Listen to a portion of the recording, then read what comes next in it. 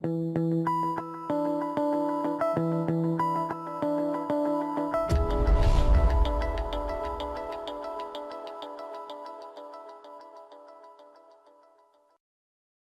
is GrindMentality coming back to you with part 2 of the €100 Sunday special buy-in on PokerStars.fr that I'm doing with my good friend UlDuffer here. I hope part 1 went well for all of you, and we're just going to jump right into part 2 here with Ace-King in the small blind here. And it is going to fold around to Duffer, and he's going to make a standard open.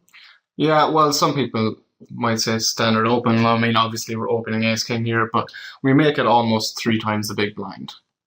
What's your philosophy on that? Because we talked about that probably about 6 months ago, and I really like the things that you said about making it closer to 3x blind versus blind, just because people are flatting so often in the big. Yeah, well, like maybe a couple of years ago, you're getting away with min raising and like getting a lot of folds, but like people are starting to realize they have pot odds, they're in position, they can float, they can mess with you. People are just playing better in position than they were a few years ago. So I think by making your opens in the small blind a bit bigger, like we could definitely go even over 3x here because we're over 61 bigs effective. But yeah, in general, I don't min raise this spot. I think, especially in deeper tournaments, I don't think you should be min raising it at all. Because if someone min raises into me and I've got 61 bigs, I'm not folding any hand. I'll probably like 3-bet the bottom of my range, like, or yeah, I'm just going to flick it in with like pretty much any hand. Right, that's fair. I just wanted to bring that up. So you make a 2-point X open in the small blind, and the big blind is going to go ahead here and flat. And we're going to catch a pretty favorable texture to c-bet, wouldn't you think? Yeah, absolutely. I mean, we're going to bet here with our whole range anyway, so we're going to be betting Ace-King here for value. Don't have to go too big. Pretty much 3K, pretty much half pot. If you're sitting on 30 big blinds, this c-bet's going to be a little bit smaller than this as well, too, aren't you? Like, that's about almost half pot. Yes and no. Depends. Okay. Depends. But yeah, like, I mean, I'm going to be betting bigger when the stack to pot is bigger. Obviously. Yeah.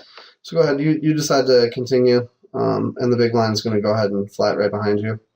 Yeah, let's look at these stats here. I don't really know if we have any sample. Probably not. Fold to c-bet. Before this hand, fold to c-bet 0 of 2, so not really a sample. But no, it's not going to surprise you when he decides to go ahead and float the flop.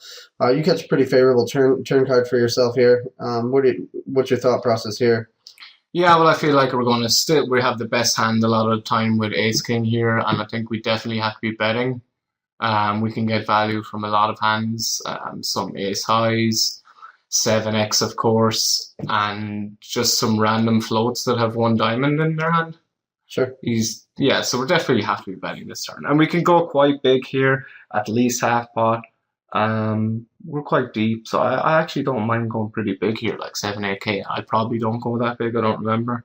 But yeah, we definitely need to be betting here for value. Yeah, 6-5, it's fine. It's a little small.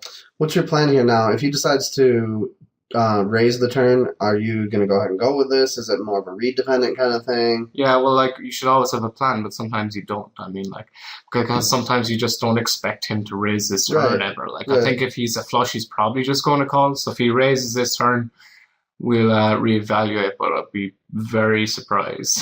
Right. No, I agree with you. So in general, when you... probably call and reevaluate river. It depends what I think of him. But yeah. So, but in general, when you expect the most common spots to come out here, which are most likely going to be for him to just complete the turn or fold, what is your plan on the river? For, like, if a diamond comes on the river after you get flatted here, what's your plan in general? If a diamond comes in the river, I'm not going to bet. Just betting to turn my hand into a bluff. I'd probably end up just check folding, to be honest. Okay. Yeah. Fair enough. And I agree with what you said. You'd have to be turning like 7x into a bluff or just like double floating me just to take it away. I mean, yeah.